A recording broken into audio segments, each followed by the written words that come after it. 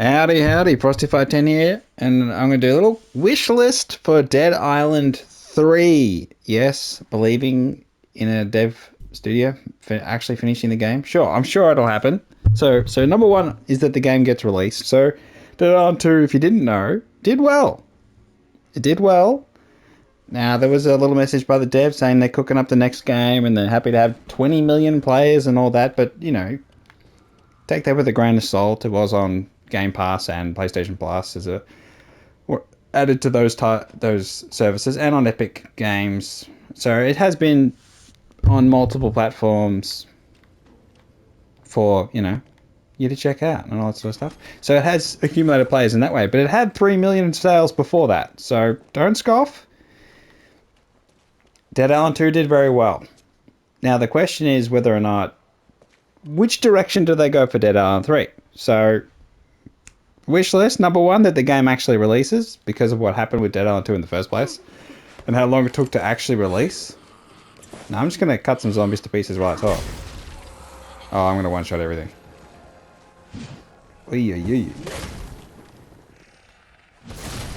Oh, I haven't played in a little while. So, wish list number 2. Most important thing. The big question. What do we do with maps? So, the original Dead Island and Dead Island Riptide were much larger maps. So they weren't necessarily one whole world. They were multiple areas, but they were very, very large in comparison to what we've got here in Dead Island 2. So I totally understand why they went this direction, and I think it's fine. From a narrative point of view, I think it's nice to have the different areas that sort of flows a bit more linear, and yet you still go back to some areas for side missions. We can teleport around, actually. Let's teleport to some of the other areas and have a little look. Wait, can you climb in this game? You can. Okay. I was having my... Wait a second. The old Dead Island flashback when you couldn't climb. And then the dying light came out and it was like a polar opposite in movement mobility. The DLC is also pretty good if you haven't checked them out. So, the contrasting environments I think are really important. So, I think the pier is one of my favorite. Venice Beach isn't bad. Let's go to the pier. Nighttime, it looks so good. Day-night, I think is great. Day-night cycle is important, particularly for immersion and ambience. But a lot of the areas are large, but not large and full of things. And then the areas that are small are very small, but actually full of things. So we have a lot of... Let me just run down. So this is one of my favorite areas in terms of ambience, but at the same time there's massive swathes of beach which have nothing much going on. We didn't have vehicles, so no drivable vehicles in Dead Island 2. That's definitely something they could add. I think learning the lessons from Dying Light the Beast might be the way to go here. And seeing that people like having guns and cars, and I suppose the other thing is, with the way the game is designed, multiplayer is, you obviously just jump onto other people's campaign progress. And there's not a lot of stuffing around in the world together. It's mostly just proceeding along the linear narrative. But yeah, I mean, it looks great. Oh, I'm just... yeah. My damage is absurd, so it's not really a big issue. I think... Okay, so we have maps, and we have ones with big swathes of empty area, and then we have detailed little areas. So the contrasting between things that draw your interest and things you want to actually explore versus the running over to get to there. So I think having the environment be somewhat logical is fine. You don't have to necessarily curate it so it's hyper condensed, as in creating obstacles in the environment so there's less dead space is fine, because again here it's logical. It's the pier, there's going to be the...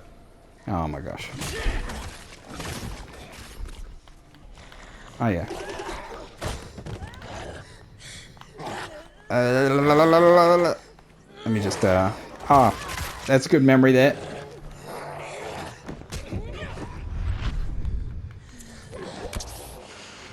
Ugh.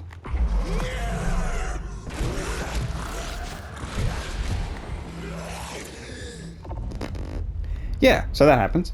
Let me go up on the pier. Oh, I forgot I had bees. Oh my gosh. This is going to be one of those.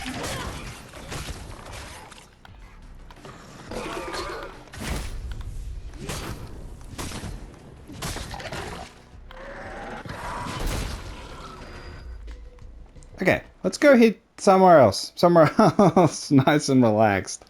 I mean, it's Dead Island. Of course, there's... I mean, that's the other point, of course, is... Do we go to an island? Because it is called Dead Island. Oh my gosh. See, this is what happens when you run in the dark. Okay, not this way.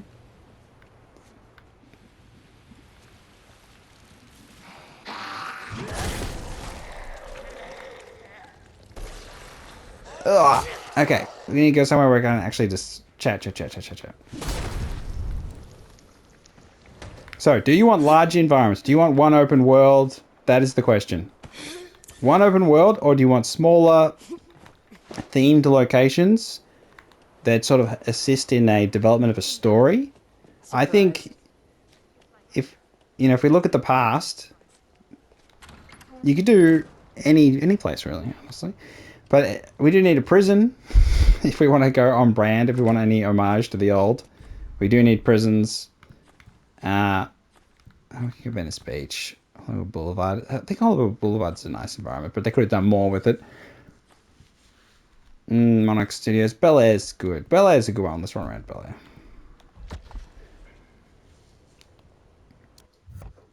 Air. What's your preference? Do you prefer a giant open world where you can drive around, maybe have helicopters and things? Or do you want...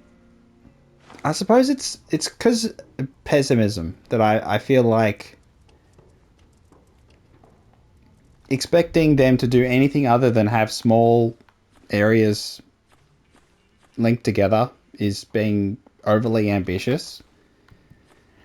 I don't have... I suppose time, can cruel you, and your expectations can dull as things go along. But I don't have great expectations that they can pull together a GTA-style world. Not even maybe half the size. And just litter it full of zombies and let you go ham on them. I don't believe that. And I think it's fine. I think it's fine to have low expectations and be like, if they just do smaller areas and then make them very catered for a couple side missions and a main mission, that is totally reasonable. I'm not like, I don't know. I'm trying to keep somewhat realistic. Even though this is a wish list, number 2 being a beautiful giant open world, they don't have to do that. They don't. Ocean Avenue would be great to go. Let's go Ocean Avenue. And daytime. There's really nowhere nice to just stand though, because zombies just naturally just draw towards you. Okay, wish list number 3. So we've got game actually releasing as number 1, giant open world in number 2, but not necessarily a must, but it would be nice. Number 3.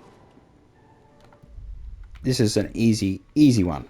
Weapon customization. So one of the things I like that they tried a couple things when it comes to the way... Let's go to the workbench. That you have the different elements and you have, that basic customization. But I do think we need to look at what is, I would say, the best of the best of the best, sir. I think the fact that the gun mod is one of the best mods in the game and you should put it on everything is kind of stupid. And then the limb damage, durability being such an important thing, is just like, whatever. It's boring. I think ultimately, the weapon customization has been not good. From Dead Island to Riptide to now. I mean, at least Riptide, at least we're getting upgrades for guns. That's a positive. You can put elements on guns, I think is cool. That's something that's where Dying Light refuses to break that immersion level, and they just totally refuse to let you mod guns. I'm happy Dead Island is good on that, is keen on that. But I think you need to look at Dead Rising, and you need to steal some of their creative weapons, because I think the Dead Rising system is fantastic. And unless we get another one, which may not be very likely, probably unlikely that we get another Dead Rising, I don't think it's wrong to just be like, hey, can we do the similar sort of stuff? Because they had the best weapons. They had the most interesting, fun weapons, silly weapons. I know, totally ridiculous things, immersion breaking, whatever. Who cares?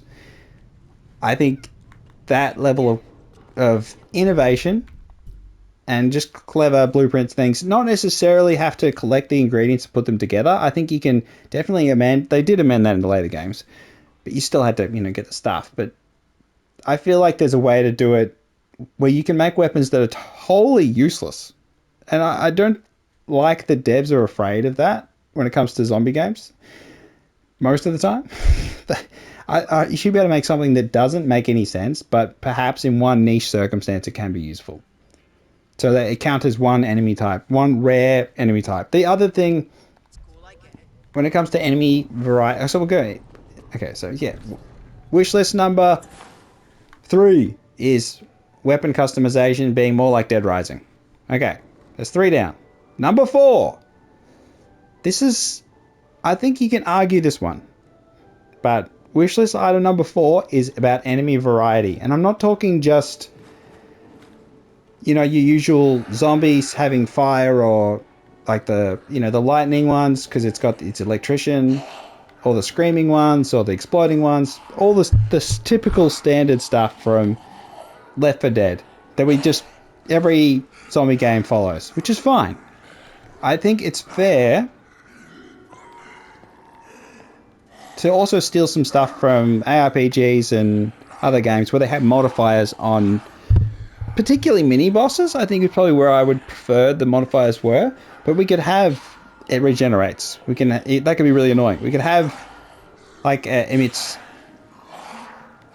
all sorts of dangerous stuff, or it does something different, super fast, jumps super high, or something like that. You could have the variation that ARPGs have with modifiers on particularly named enemies.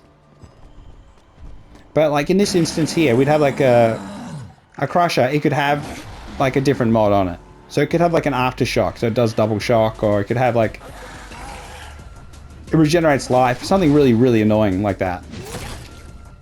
Or crit resistance, so they can't get crit. Stuff like that. Even though it would be a pain in the ass, I think it would make multiplayer in particular more balanced. That's probably one area where I do think you could say that for all zombie games, but I mean, Dying Light the Beast is a little bit somewhat balanced in terms of they get a huge amount more health, and it's more just a pain in the ass in multiplayer. It's not necessarily trivialized, but it's not made more interesting. So I do think if you're in multiplayer, there should be like more mods. There should be more ways to make the game more challenging for multiple players, as well as single if you want to. So you can get like double resources if you have mods. It'd just be an extra difficulty option too, I suppose, is the better way to do it. Not necessarily give it to every average zombie or every elite, but I think it would be nice to have that added depth.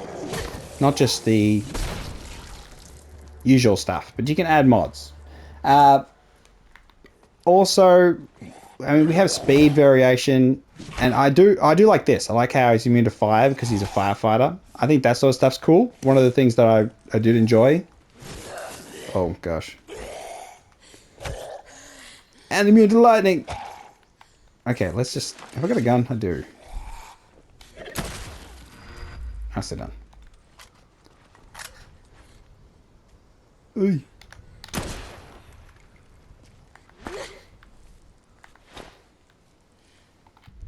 All right, number 5. Skills. So we're going to talk about now block versus dodge. I think is a fundamental. I don't mind the skill card system. I do think it could have used a lot more variation.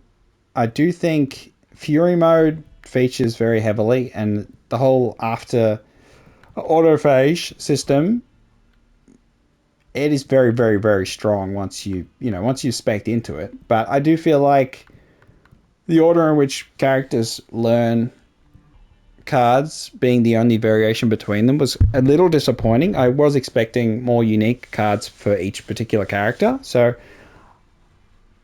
I would like more unique variation between the characters, not just the start with block group and the start with dodge group. I think that perhaps as, a parry, a third option, and then the parry is like you have to perfectly time it, and it even more difficult. And just again, that's adding animations to the bank. I know they've got existing animations they've already created, so there's room to add new stuff. Don't want to make it too complicated. I know enemies attack from all directions, so parry from behind and that sort of stuff is probably not realistic. But I think just add depth is probably where I would say. And also, you could have if we keep the card system, the benefits of keeping the system as opposed to scrapping it and going to a skill tree and all that, is that we can add more depth. So we'd have like a vendor who sells cards. If you add like another 50 cards, even if they're hyper nuanced, perhaps you could buy the cards you want to suit your exact build you want to play. Or you could have weapon specific cards that boost guns in particular, and then in different ways, different kinds of guns. Perhaps ones that focus on assault rifles, ones that focus on shotguns, ones that focus on weird guns. Or you could have like ones that focus on, swords versus one-handed, two-handed weapons. And then have multiple of those that you can do interesting things with. I think that's where you can add depth easily and just give the player more choice. So it's not pigeonholing or anything like that. But I do think like main giving your health back is one of the stupidly powerful ones. So I don't want to see removed the most powerful ones, but I feel like if you add ones that maybe not as significant, or they could be significant. You could have cards that rank up. You could do the 2 of the same card equals, it does double the effect. You could add a bigger deck size, so we could have like 10 of each, and then you could have like double up and stuff. You can do a lot of things with cards. There's so many games that have been created that have different fancy things they've done with cards that there's so much you can draw from. So many ideas you can take and apply them in this circumstance. Even if it is only just bumping stats. I think one of the things here, it could get like just resistances, just all fire res, and then maybe you could do something where you self-immolate when you're using a fire weapon, it does extra damage, but because your fire res is super high, you don't take damage.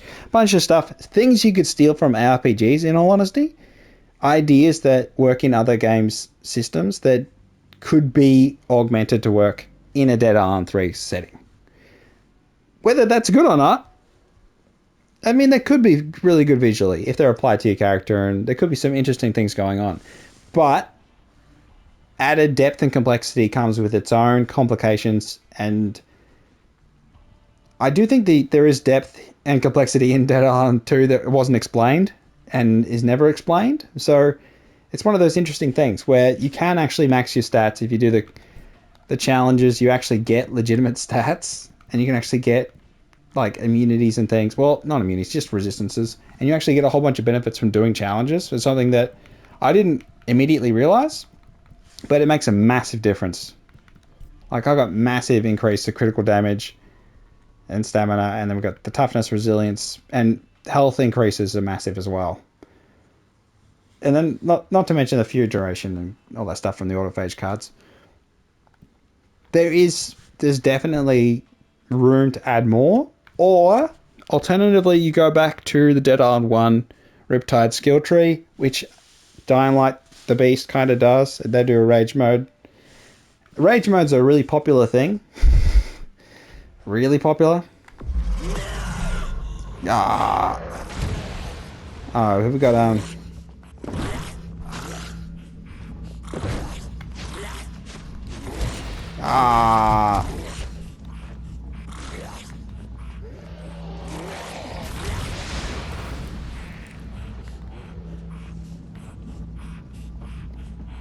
You could do more with rage mode.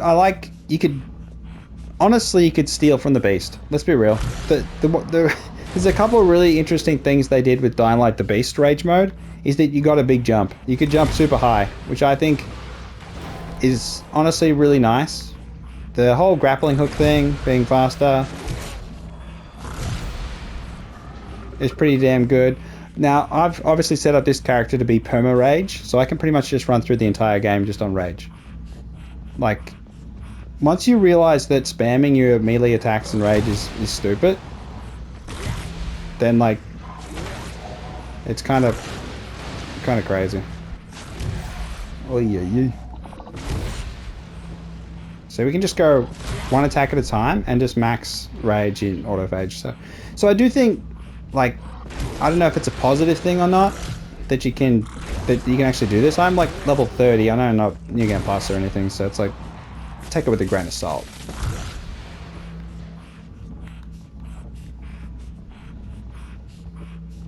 But yeah. I don't know. I'm not enamored with rage mode, but if it's going to be a mainstay of all zombie games, then steal the good stuff. Steal the good stuff. That's pretty much it. That's the lesson there. So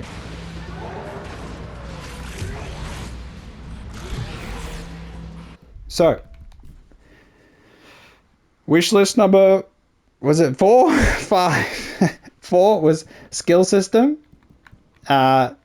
Add depth or don't. Wishlist number 5, rage mode. I think rage mode can be its own wish list. You either keep rage mode or you get rid of rage mode. At the minute, you can like literally break it to the point of you just don't die. And whether that's in the vision or not, sure.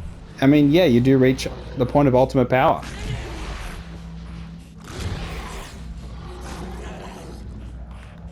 Maybe that's intended. Maybe not. Oh, can you just oh yeah, just stop that. I'm not grabbing supplies and things, don't worry about that. Yeah, what do you think of rage mode? I think it's a contentious one. Do you think it's worth having? Do you think it trivializes the game? Do you think it's kind of a good balance?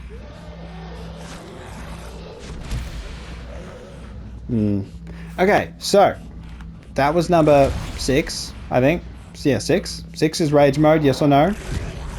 I'm kind of like on the fence. It is what it is.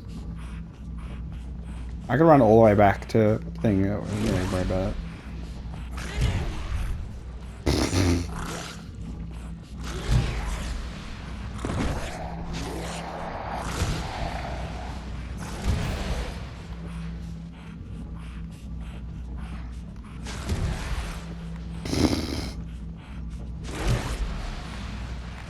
Alright, that's enough rage mode.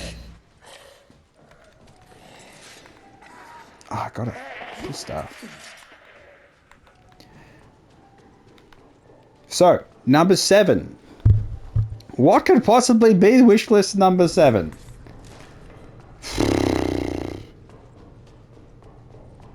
Damn. Every time you get back here, you stink even worse than before. Okay, number 7. They can't just leave us to die here. Okay, I want to be really careful with how I construct this one, but Stay in touch if we do get rescued. Stay in touch. I don't care how far away your family is. If you don't come and visit, I'm going to be deeply upset. Well, don't get all emotional on me. number 7 is resolution. Not the size of the screen, but with the safe houses, the people, and the world. So one of the things I really liked about Dead Island 2 was that there was actually interesting things going on in the lore. Yes, there is lore, and there is interesting things going on in it. I'm going to show you exactly what I mean by going to one particular location. Wait, I can go from here. I can go Venice Beach, and then we can go to the sewer from Venice Beach, and I'll be able to show you exactly what I'm talking about. Daytime's fine. So one of the things the DLCs didn't do is reach a conclusion in the story. And in terms of what is the actual, infection, what are we dealing with? And it does pose a lot of questions about the whole mind control telepathic thing. Dying Like the Beast did the same thing. There's a lot of similarities in these. There's a lot of these little connections. They're quite similar. Let's get in the sewer. Hey, buddies.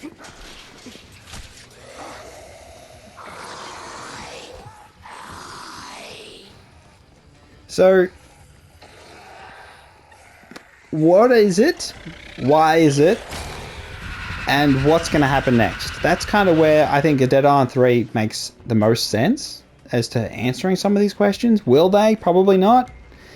The DLCs didn't, and I kind of wish that they did. So we're taking it in a positive spin and say that they left things open for conclusion. It's fine. We're going to go down here. And because they left things open for a conclusion, hopefully they give a conclusion is kind of where I want to be. Although I understand if they don't want to and they'll make more games, that's totally reasonable. But getting closer to the conclusion would be nice. So let's run over to the lore. So the lore is on the walls. So we have a question of the cosmos and the zombie virus. Can you just shush? We have the portal or the eye, whichever way you want to interpret it. We have the cult groups, the people worshipping. So we have all these things which can tie into a Dead Island 3. So I think it's really important I show you this. We have the zombies at the base. Oh, I got lighting on this weapon. I'm going to be careful. Oh, can you just... Get down. I'm trying to look at the mirror. So no one is coming to save you, this sort of stuff. We have the zombies. We have the Towards Enlightenment sort of mural. Again, we have another eye or gateway. We have possibly the infection. I think... Yeah, and we have the brain that's controlling the zombies. So we have like what is the core? What's it Oh yeah, it's fine. It's fine. So it's what's the overarching connection between the people who are able to tap into the autophage and whether or not is the autophage the grander being that's controlling the infection, buddy?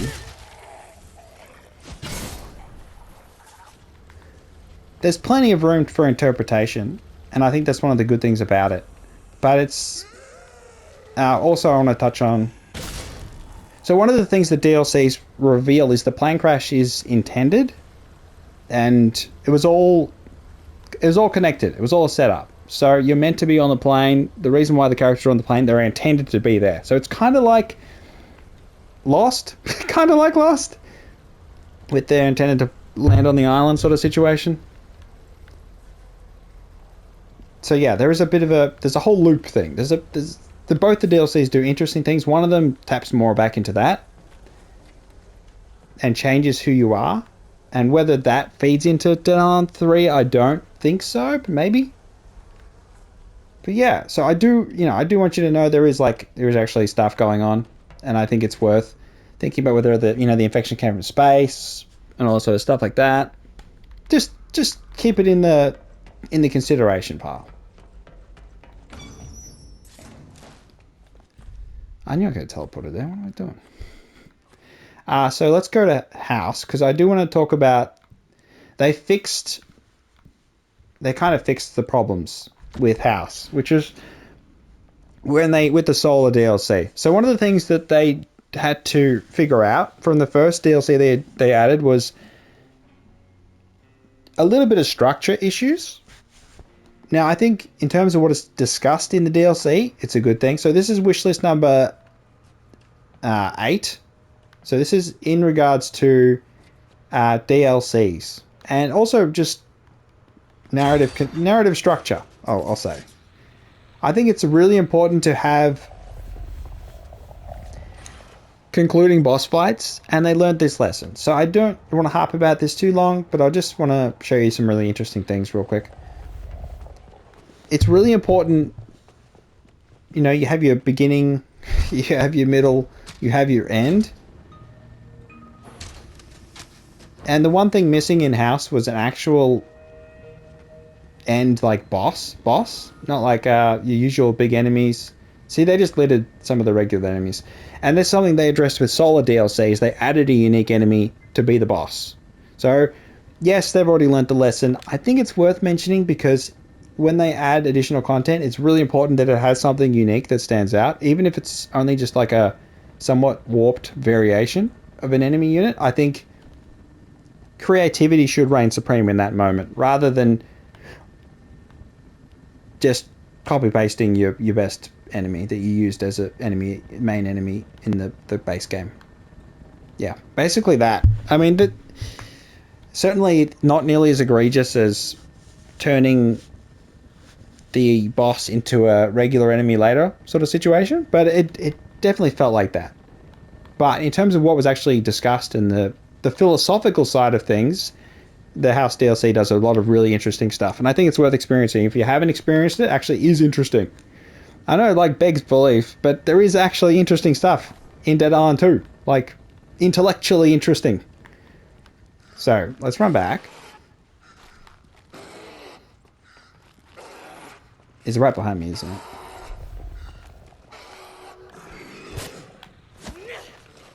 Oh, it's just a runner. Is there another one? Okay. So, let's go to Solar, because I do want to mention Solar. Because it's... I think this is where they Solar has the opposite problem to the House DLC. And I love the way they've implemented the DLCs in terms of they are wildly different when you actually, you know, when it comes to the context of the narrative. But Solar has a nice structure that sort of complements Dead Island 2, because it is a much larger area than most areas in the game. So it is a large area. There's different parts of it to explore that have variety, mix of colors and all that sort of stuff. And it has a unique enemy. The problem is, the problem for me was that it didn't resolve a lot of the questions I had about the grander story and world. And that kind of like, it leaves room for Dead Island 3 to be that next game that actually answers some questions that they've created. Hopefully they don't leave a lot of these concepts and just let them sit down or stuff, but I'll show you the map. So the map being like this could be, again, a recipe for Dead Island 3, is that they create environments that just have different locations in them. And they'll have side missions that associate with those, and the main mission where you flow through. And you have different contrasting environments. So I'll show you a good example. I'll just run over. What's a good gun to run around with? Yeah, that's nice. I think Solar's great in terms of that variety. So if you did have complaints about, say, city environments and things like that, being a bit too prototypical LA, then you can get this contrast here in the Solar DLC Festival. Can I get through here to the thing? Okay. So we have like totally different, two different colors set up, and the dance floors. And we got the wild colors, and we have the unique enemy chasing me. That's a pain in the ass. So we got the Eclipse nightclub. Yeah, the unique enemy in Solar, it is a little annoying. I'm not gonna entertain its whimsy. No. Ugh. But yeah, I think honestly that there's some really cool stuff. Oh, I'm bleeding. It's alright. We'll be fine. I dodged it. So this is not just advertising for the DLCs, but I do want to focus on them a bit, because I think the way that the world is constructed in terms of the different small zones, it's really nice that there is contrasting experiences in the DLCs. House is very linear and much more tight, focused, and really interesting artistically and philosophically. And then Solar is just a kind of what you envision.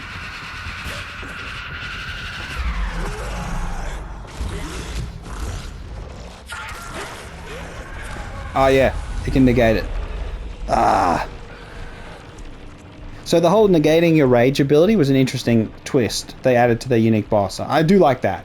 I like that there was a twist in terms of that. So there is mechanical differences, which is good.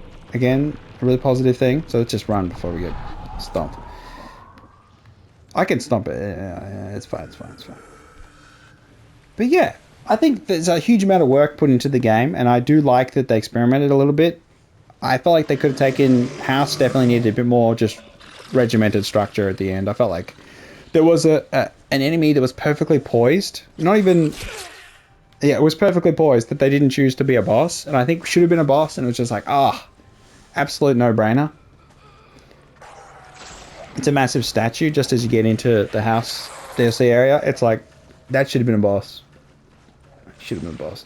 So, just interesting DLCs. I like what they did. So this is more of a compliment. Keep doing what you're doing. You've learned some lessons. I think merging the two ideas together, having the linear, tight structure, as well as some wider open areas with a variety of environments, I think is the ideal. So perhaps it's the ideal way to design Dead Island 3. So you have a couple central areas which are big and have variety of little pockets of difference, and then you have your more tight linear structures for your campaign, and you just have that contrast.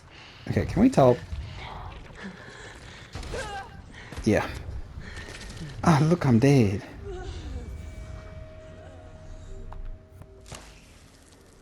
I was blown up. It's fine. Okay, I can go this way, can't I? Yeah, it's fine. So, we have DLCs and things. Next one. Next item on the wish list. And this is kind of a question. Maybe it's a balance question.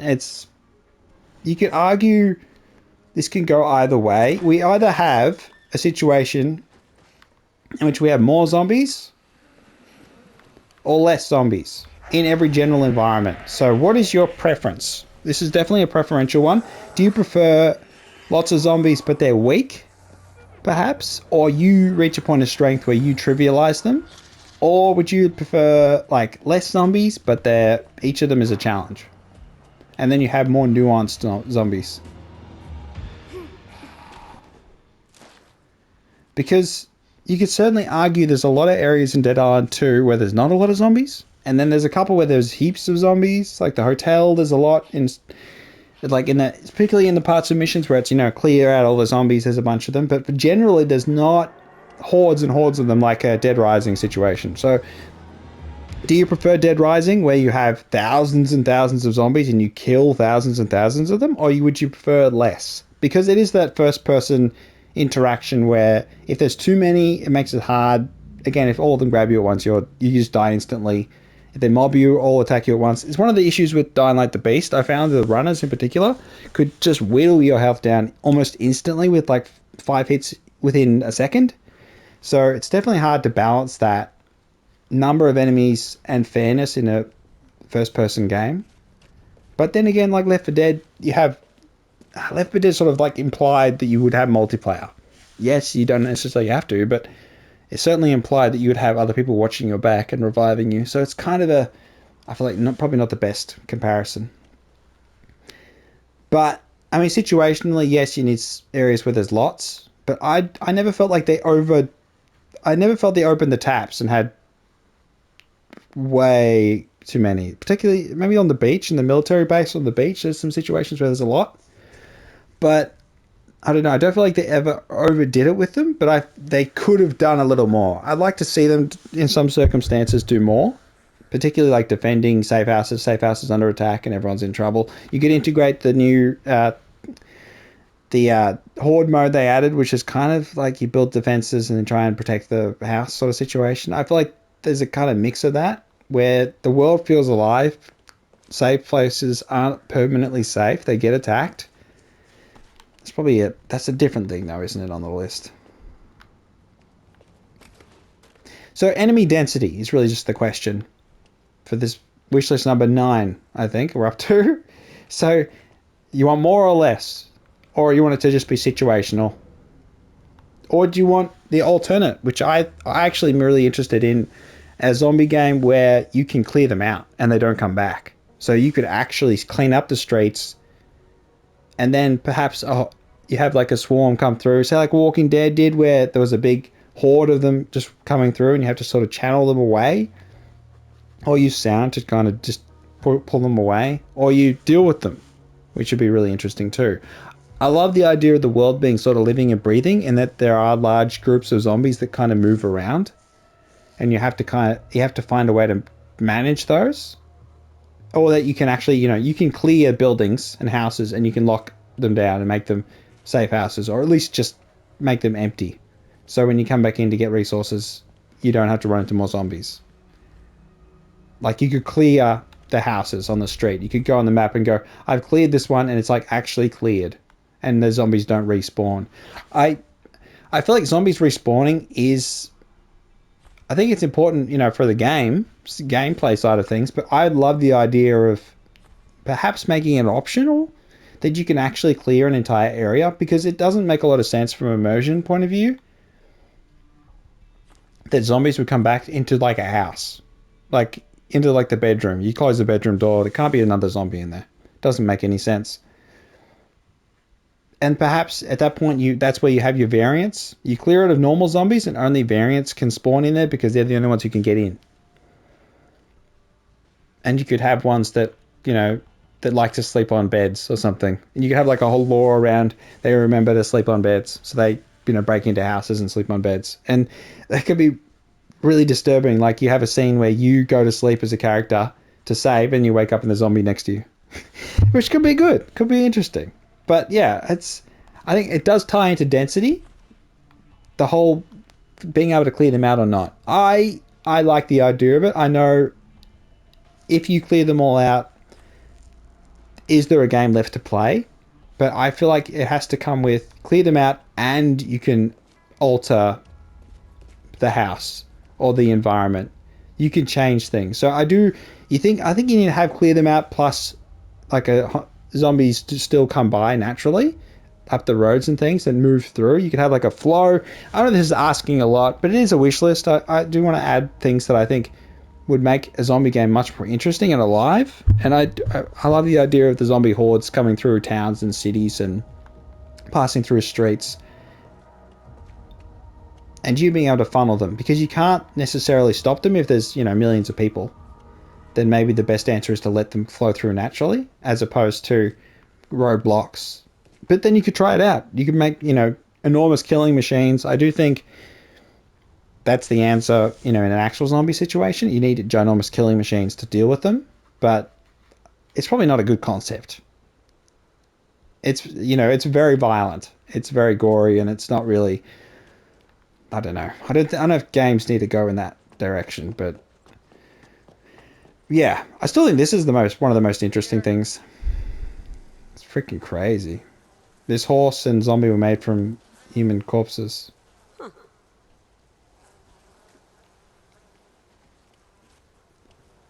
Yeah, so we built this from it's like pieces of zombies. And we gave it to this lady, and she's pretty much insane. But, certainly says something. Alright, let's run back.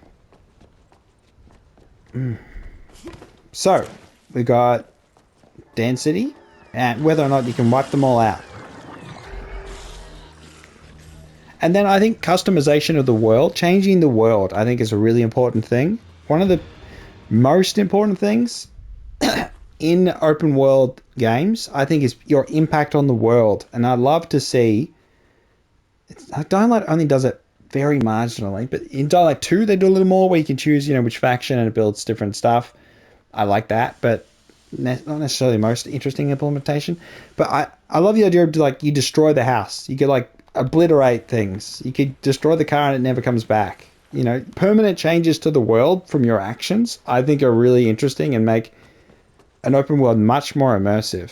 So even if they are negative and you feel like you've been punished for your decision, I think there needs to be room for you to make a mistake that you actually feel the impact of throughout your playthrough. And I like that. There's meaning in that, in terms of it adding to your experience. And you look back and go, I didn't save that family in that house and it blew up, and it's like just the wreckage. It's like, ooh, I could have saved them. It would have been a new house that I could, visit and trade with, and get an interesting side quest we missed out on. Like, missable side quests because characters died, I think, is an interesting way of doing things. Obviously, it's punishing, but I feel like it was always the missing element of Dead Rising, where you save people, but then they were just standing in your hideout. I feel like they should have added side quests to that, or at least challenges and things like that, and it could have added more depth to the people you save. Certain people you save could like give you missions and maybe get certain weapons and things. They could have had a lot more depth in that side of things. So I do like the idea that people in the safe house. So this is wishlist number 10. The people in the safe house could die. There could be consequences. You could have a mission.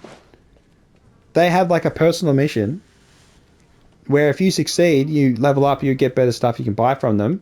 Similar to when you brought resources and basically upgraded your survivors in Dead Island Riptide, where you could, give them certain things, and then they could get you better researched upgrades and all sorts of interesting things, and sell you different things. I love the idea of they have specific missions, and if you fail them, they die, and you lose the trader, rather than like they come with you to do the mission, as opposed to it just being you go and grab the fetch quest, you grab the item, you give it to them, they get upgraded, they can sell you new things. I love the idea of the risk return, that risk reward, that you could lose them, but alternatively, if they survive, then you could get good shit. And maybe it's a bit crazy, but I like it. I like the idea that it also personalizes a lot of NPCs. I don't like when NPCs don't have names. So I think it's important, again, everyone has names and they have stories and dialogues. See, look, it's important you have names. Roger. I remember Roger. But also that they have interesting things going on, that they actually matter, and they matter to each other. And I like that those three all talk, and that's good dynamic, and I really like that. I just want it to feel more immersive, more alive, more interesting. And I do think that's one of the areas where they're okay, honestly, in Dead Island 2. It is that there is, NPCs and story characters that actually do have interactions that matter. But whether or not that impacts you and your gameplay, not necessarily a whole lot. So that's where I just want that added layer. Alright, where's my damn teleporting thing? Hey, Mom.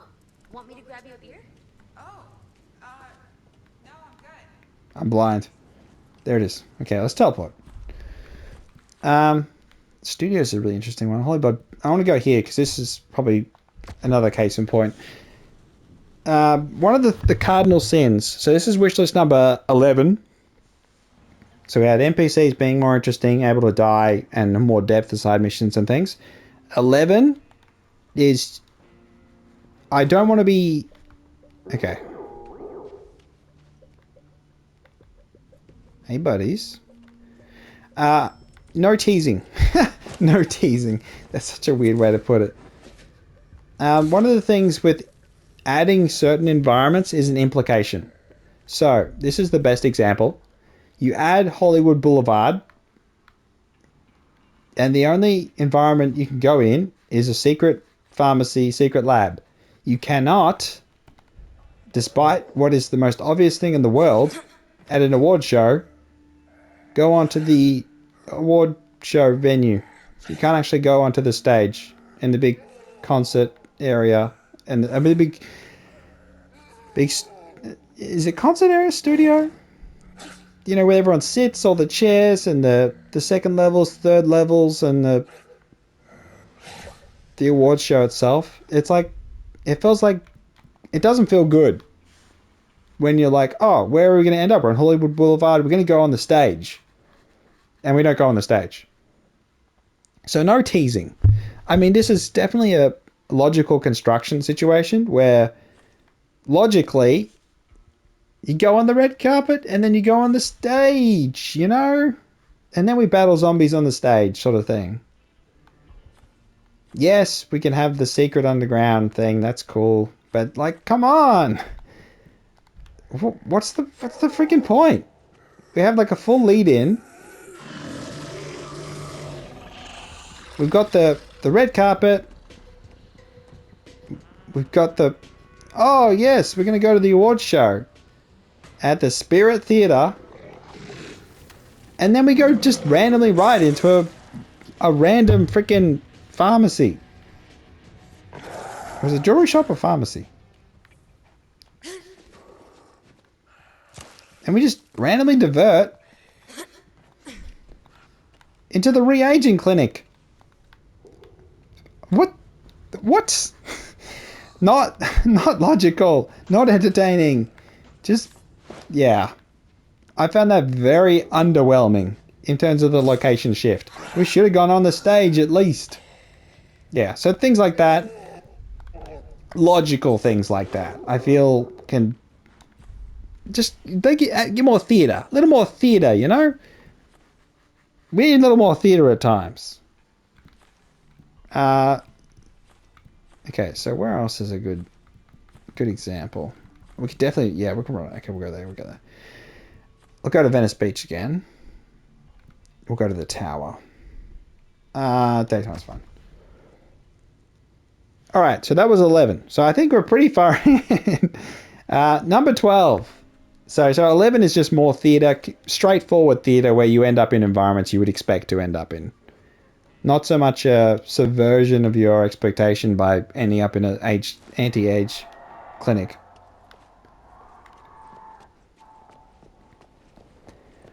This one's going to be really basic, but wishlist number 12 is just mobility. Do we need gliders? Maybe. Do we need to steal the stuff from Dying Light 2 that was cool? They had a flying broomstick that they took out of the game, which you could still have if you stole it early enough. Hoverboard. Hoverboard is sick. Skateboarding. Cars. Helicopter. Plane. Do we need more mobility? That is the question. Can we have mobility? Cars. Trains. Buses.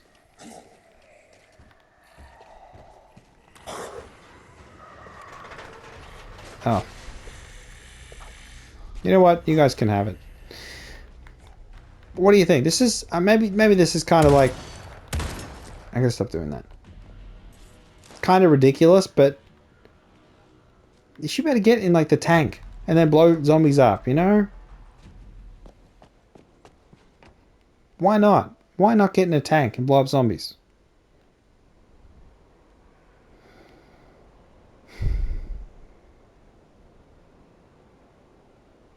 There's a lot of zombies out there. We can't interact with them, though.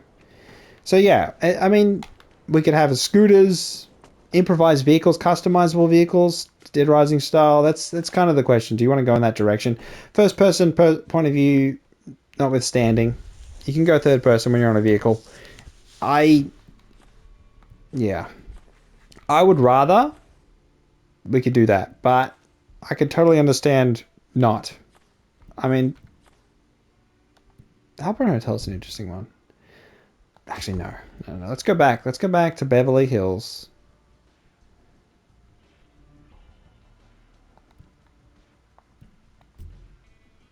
We'll go downtown.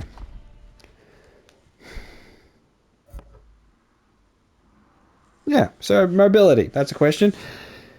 All right, what's left? What is left? I think I've covered a lot of things. Why'd I go back here?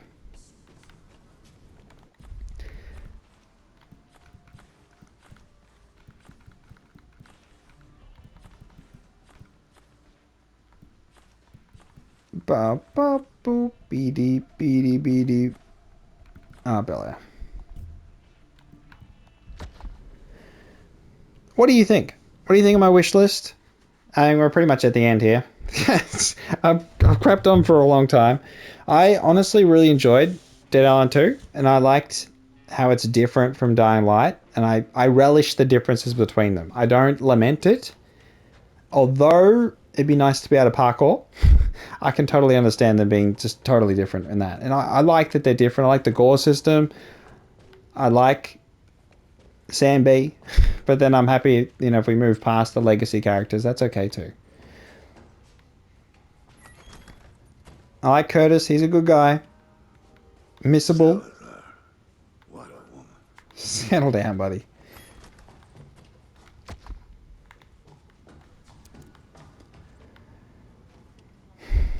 I suppose this goes back to one of the previous points I mentioned about changing the world. I'd love ownership and the feeling of, like, I never feel like we're in a base that's ours. It just feels like we're borrowing other people's, which, it's not our house, so naturally, but...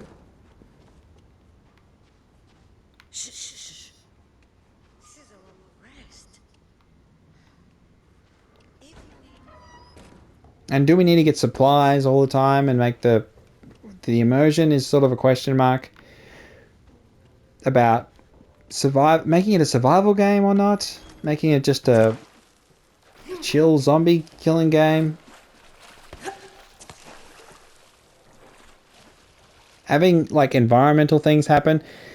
Weather is another question. I know it's a bit to ask. We have tornadoes and sharknadoes and bushfires, and those are sorts of things that like can work great in like a campaign as like an event the character has to deal with, but not necessarily going to be part of an open world as a semi-regular occurrence. So I totally understand, we're not going to have like a tsunami or anything, but that sort of stuff, shock value, environmental instances where something happens, disasters, is a good thing, I think, honestly, for a game to spice things up. Maybe halfway through there's like a tsunami and then it changes the environment and things. I like that. I like changes in the environment due to the events that happen in the game. But I do understand that that's a lot of burden on development. Be realistic about that. A lot of the things I'm suggesting, I'm hoping aren't too burdensome on development, but it's a wish list. You got to wish for things. You can't... I want to put my thoughts out into the ether, and I don't think anything will come of it, but it's better to have them out there. What are your thoughts? What do you think? What are the number one things for you? Game actually coming out, probably number one. But did you enjoy Dead Island 2? Do you think they could have done better? Different music, less cringe, more cringe? What do you think is cringe? Different characters. I like the way the character changed as the story progressed. And I felt like they got more accustomed to being in the world as opposed to afraid of the world. I like that. And we became sort of like relishing in the violence, which I think is kind of what you need. You need to have a positive. It can't be a doomer. I don't like doomer zombie games where you just feel like the world ending is such a terrible thing. You have to be like enjoying it, because I'm playing a game to enjoy it. So I know it kind of conflicts with reality and all that sort of stuff, but that's okay. That's what gaming's about. Sometimes. But yeah, I mean, conclusion to the actual story would be nice.